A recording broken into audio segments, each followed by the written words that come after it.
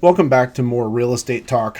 I'm Jordan Conrad with Perry Wellington Realty. I'm an associate broker and home builder, and I'm here to give you some tips and tools to help you when you're buying or selling and give you a little bit of insight into what we're seeing in the markets today. The big thing that everyone always asks and everyone wants to know is how's the market? So what I want to try to do with this video is give you a market update and let you know what's really going on. And so I think the biggest thing that we're starting to see right now is that interest rates are actually starting to fall.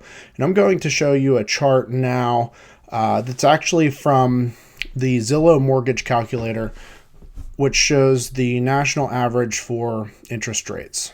Okay, so this chart is looking at the 30-year fixed rate mortgage.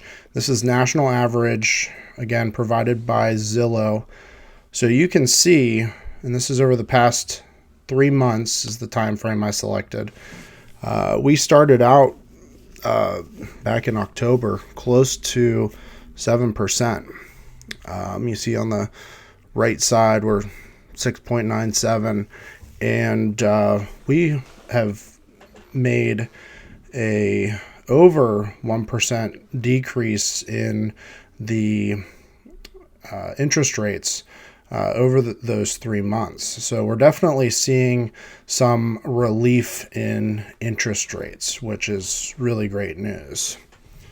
So the next thing that needs to be addressed is inflation. And so inflation is measured by what's called CPI, which is Consumer Price Index. And it's basically a measure of all goods. So they look at basically a bundle of goods, groceries, gas, things that we buy every day to see where inflation stands. And so the reading that we got last month was 7.1. The most recent reading just came out a couple days ago, and it was actually 6.5. So we're starting to develop a trend. And so the thought with that is that the Federal Reserve, which controls interest rates, may become more accommodative and may start to, either not be so aggressive in the rate increases that they've been doing, or they might actually start to lower rates again, which, will basically boost the economy. And that's what happened in 2020 and 2021. The Federal Reserve basically had interest rates at zero. So money was really cheap to borrow. You didn't have to, your mortgage rate was low, and so it didn't cost as much money to borrow money to purchase things like a house or a car. So the problem that we have as a result of these interest rates continuing to still be pretty elevated is that we have low housing inventory. So sellers are reluctant to sell their homes because many of them bought within the past 2 years, or they refinanced, and they have rates in the 2s and 3s. And so somebody with that low of a rate, even if they want a new house, a bigger house, a smaller house, they're going to say, we have a really nice mortgage payment, why make a change? But what's going to happen is, we're going to start to see some more changes in the market that I'm going to describe that may, make people reevaluate their situation. So, and I'll go on to that here in a minute when I tell you my market prediction for the rest of the year. So what I want to address next is that I actually made a video 2 years ago, and when everyone was saying the market was going to crash, I said that I didn't believe that was the case. And I basically outlined my theory and, supported my thoughts there. And so I'm going to just show you a clip from that video, and I'll also link it down below. But I think it's important so that you can see that, I put a lot of work into these videos and I make these predictions, and, not everyone can, time the market or predict the market, but we can make educated guesses on, what has happened in the past, and we can, give people a pretty good idea of, what might happen in the future. So we'll take a look at that now.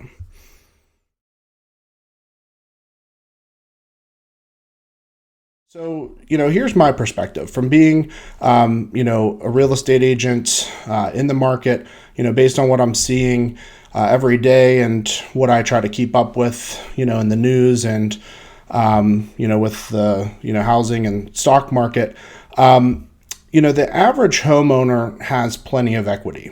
So, they are going to keep making their mortgage payments, no matter what. They're going to make sure that that mortgage is paid so that they don't run into a situation where, they'd have a foreclosure or something like that. At the same time, household savings are at an all-time high. And so, this also, comes back to the fact that demand for houses continues to be high. And it's not like people, in the last time the real estate market crashed, all these people are getting, everyone's buying a house, everyone's buying a second home. People can't find what they're looking for. So, there's all this demand and there's nothing to sell them, and, new construction isn't keeping up. So, I think, what's going to happen and what the Federal Reserve Chairman Jerome Powell has been talking about is that the interest rates are going to stay low. They're going to keep stimulating the economy.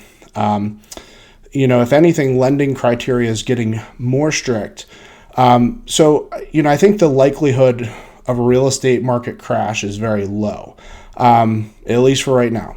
Things can always change, but this is just my opinion. Okay. So after seeing that video, which was from February 2021, basically 2 years ago, I'm going to give my prediction for this year.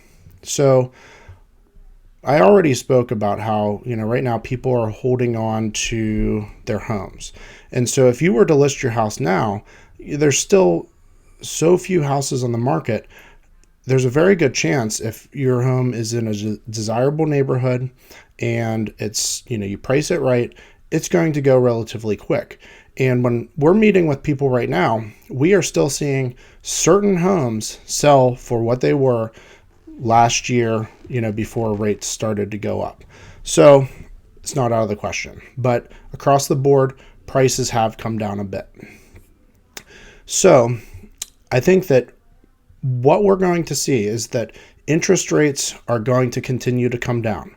I don't think that we're going to see 2s and 3s, probably not even 4s, but I think that we're going to see low 5s, maybe high 4s. And, just with everything that's going on in the economy, I think that we're going to see some relief from the Federal Reserve, and that's going to translate into interest rates. So what's going to happen is that people are going to be more comfortable with these reduced mortgage rates, and they're going to make a move. So they're going to, buy or sell. And what you're going to start to see is more people are going to be listing their homes. And I think that's going to create excess supply in the market. And there's also, despite the fact that a lot of people are avoiding foreclosures because of the amount of equity that they have in their homes, I think that we are going to start to see some foreclosures hit the market. And so this excess inventory is going to lead to price drops. And we're going to see, more of a drop across the board in the average sale price of homes. Again, compared to what we've seen over the past 2 years when everything was really inflated. So now may be your best time in 2023 to put your home on the market. That we do have some uncertainty in the future that I just outlined, and we're getting ready for spring selling season. So there's going to be buyers looking for homes. That's my prediction. I hope you find this information helpful, and please consider subscribing to the channel and stay tuned for more to come.